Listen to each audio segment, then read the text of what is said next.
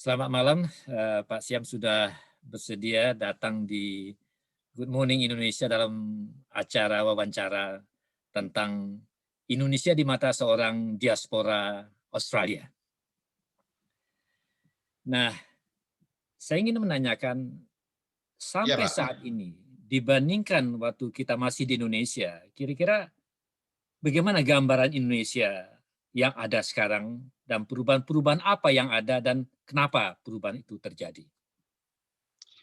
Baik, Pak Anton, terima kasih sekali atas kesempatannya. Ya, pertama-tama saya appreciate apa yang Pak Anton tanyakan, dan yang kedua, saya sendiri bukanlah seorang ahli ya, tapi I'm not pretending that I'm the expert, tapi saya akan coba untuk menjawab menurut kemampuan saya, Pak Anton ya. Saya sendiri masuk ke Australia tahun 2001. Jadi, eh, tapi however, sebelumnya itu saya tidak di Indonesia. Jadi saya sudah tidak di Indonesia itu kira-kira 22 tahun lah ya. Jadi 22 itu tahun. batasan eh, eh, eh, eh, dulu itu seperti apa, sekarang seperti apa. Nah, saya Ya. sendiri mulai tidak di Indonesia pada saat pergantian dari Pak Harto ke Pak Habibie. Mhm. Saya sendiri sudah di luar, jadi saya sendiri tidak terlalu paham pada saat itu, jadi saya hanya mengikuti dari luar saja, tapi luar biasa ya, luar biasa perubahan yang terjadi di Indonesia dari suatu negara yang waktu itu zamannya Pak Harto 30 tahun lebih menjadi zaman Pak Habibie dan lain sebagainya, sampai Gus Dur, sampai Ibu Mega, Pak SBY, dan kemudian sekarang Pak Jokowi. Yang Iya. saya perhatikan memang ada shifting ya, dari satu negara yang eh, bisa saya bilang well controlled ya, menjadi satu negara yang begitu demokratisnya, yang menurut saya kadang-kadang ada sedikit kebablasan. Mhm. Tapi yang saya pahami adalah ada beberapa kekuatan yang ada di Indonesia eh, yang terjadi peralihannya pada saat saya sudah di luar ya. Tapi kedua kekuatan itu saya ngelihatnya menjadi menjadi uh, stabilizers. Jadi kalau ada satu kekuatan zaman dulu Pak ya, sebelum sebelum kejatuhan Pak Harto, itu Iya. kekuatan itu unchallenged gitu ya. Nah, Mhm. sekarang ini ada kekuatan-kekuatan baru setelah kejatuhan Pak Harto, dan saya bisa bisa bilang bahwa kekuatan baru itu sekarang nih ada challenge-nya, baik itu Mhm. dari kekuatan lama maupun kekuatan setelah Pak Harto yang membuat pemerintah itu harus hati-hati dalam melakukan setiap tindakan, dan itu sesuatu Mhm. yang bagus ya. Sesuatu yang Mhm. bagus kalau saya ibaratkan dengan satu perusahaan besar, katakanlah di Australia itu ada Coles dan Safeway misalnya. Dulu Iya. tuh hanya ada Coles atau Mhm. hanya ada Safeway saja. Jadi Mhm. mereka benar-benar mendikte market karena memang hanya satu ya. Nah, Iya. sekarang itu istilahnya ibaratnya Indonesia tuh punya Coles dan Safeway, sehingga mereka tuh sekarang ini bersaing, dan yang diuntungkan adalah konsumen. Mhm. Walaupun beda dengan Coles dan Safeway, eh, di Indonesia itu konsumennya atau rakyatnya itu eh, eh, terkena semacam euforia, Pak ya. Euforia dalam artian yang dulu merasa terbelenggu, sekarang ini bebas, dan biasalah yang namanya ada perubahan, sedikit kebablasan. Bisa saya bilang sedikit atau banyak, ya, banyak yang kebablasan. Jadi sebelum saya lanjutkan, itu introduction-nya, Pak Anton. Oke. Silakan, misalkan apa yang saya sampaikan itu harus Pak Anton adjust. Saya masih ada beberapa pendapat lagi, dan saya belum menjawab core pertanyaan Pak Anton. Ya. Tadi disebutkan, kata-kata kebablasan ya. Ya, Dalam hal apa yang Anda lihat kebablasan dalam sektor apa? eh,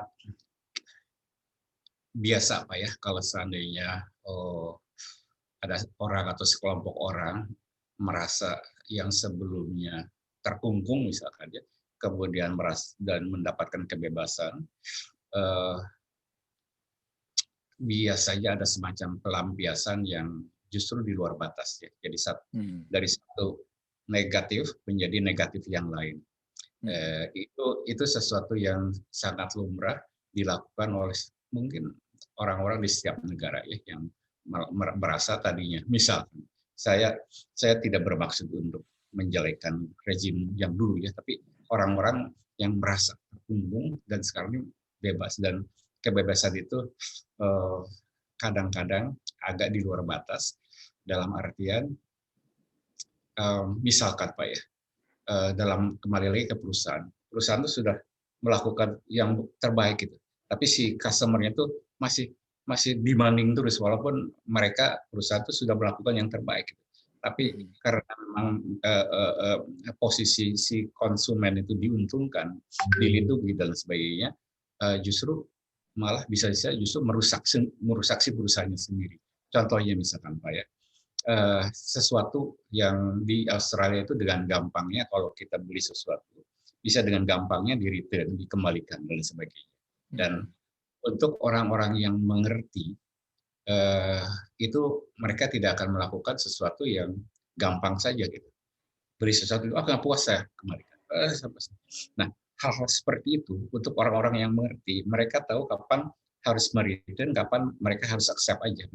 Memang seperti itulah bisnis. Tapi ada juga orang yang menyalahgunakan. Kadang-kadang misalkan orang beli alat di Bunnings misalkan, kemudian mereka pakai alat. Setelah itu, oh nggak cocok, bisa kembalikan. Padahal mereka tuh hanya ingin meminjam saja gitu. Contohnya nih, misalkan. Nah, hal yang seperti itu justru menjadikan perusahaan-perusahaan menjadi memahalkan produknya untuk memprotek orang-orang yang mau mengembalikan produknya gitu ya. Padahal produksi sendiri mungkin nggak rusak, hanya pakai baju misalkan. Waduh, nggak cocok deh, kebuk seminggu kemudian dikembalikan, padahal bajunya sudah dipakai gitu ya. Nah, hal yang seperti itu yang justru merugikan konsumen yang baik Pak ya, karena produknya dimahalkan, karena si perusahaan merasa bahwa mereka harus mengalokasikan dana untuk mengoffset kerugian dari orang-orang yang seperti itu. Nah, dalam negara pun gitu, ada sebagian orang yang berperilaku tidak pantas yang menyebabkan misalkan pemerintah melakukan sesuatu yang ekstra, dan itu mengakibatkan yang menyebabkan akibatnya itu dirasakan oleh semua orang.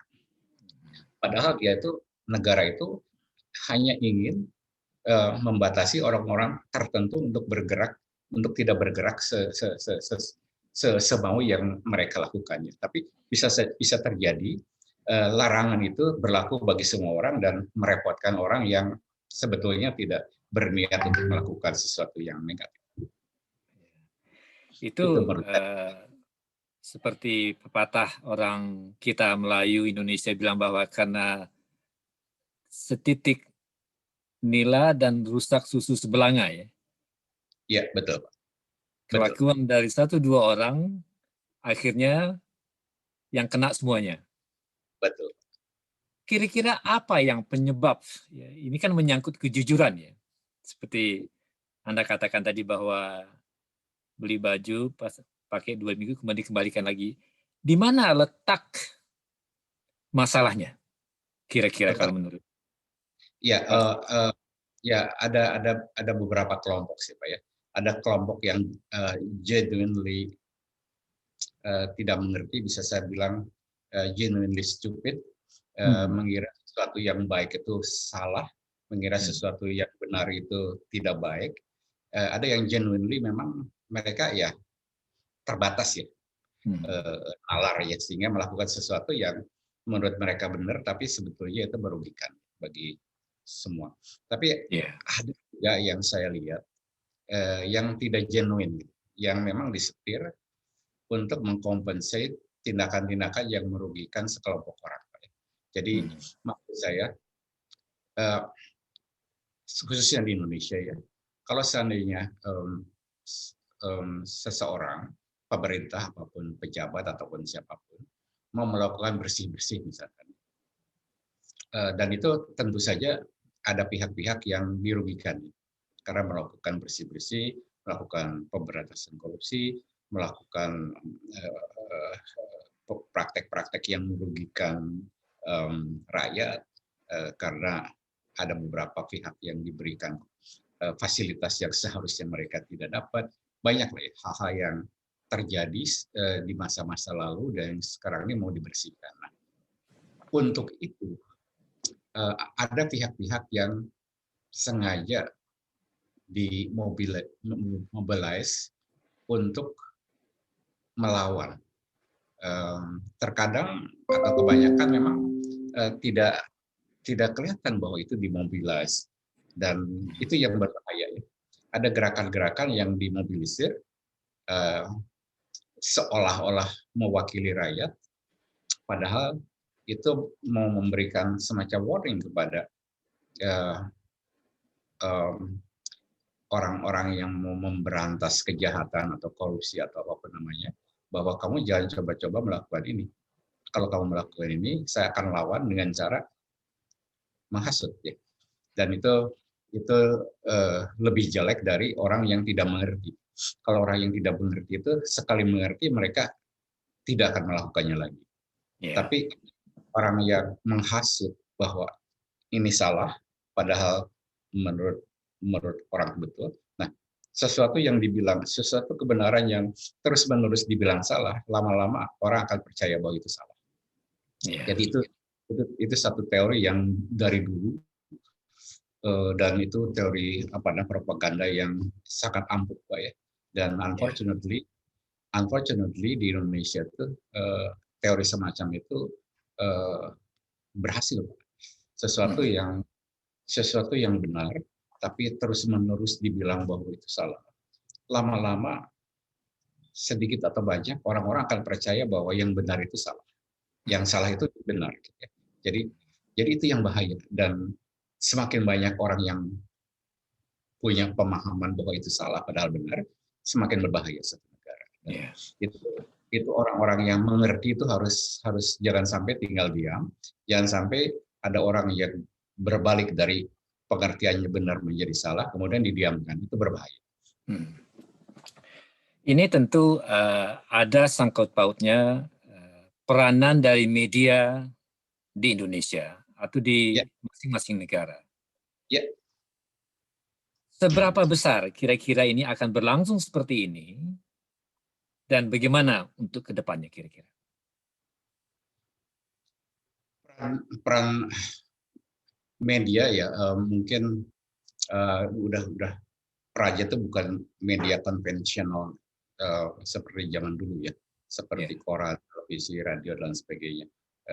Media yang lainnya yang marak sekarang ini yaitu media sosial, itu luar impact-nya, ya. Tapi ya itu sebuah media, ya, Pak, ya, betul karena Pak Anton. Seberapa besar pengaruhnya itu besar sekali, ya, besar sekali karena itu dampaknya itu sangat masif, ya. Kalau dulu misalkan beritanya di koran, nggak semua orang baca koran, gitu. Beritanya di TV, nggak semua orang nonton TV. Tapi sekarang ini orang sudah melek informasi dan dampaknya itu sangat luar biasa. Dan itu